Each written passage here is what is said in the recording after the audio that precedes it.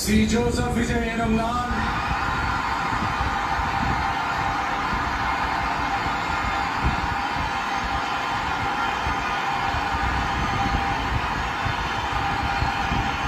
சட்டப்படி அமைக்கப்பெற்ற இந்திய அரசியல் அமைப்பின்பால்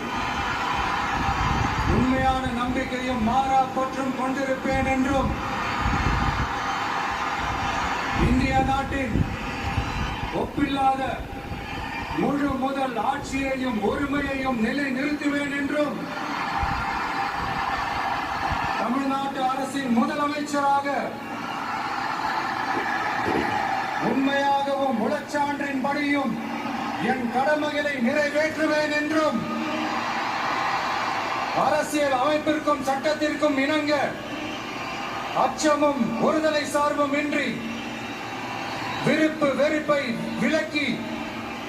பலதரப்பட்ட மக்கள் அனைவருக்கும்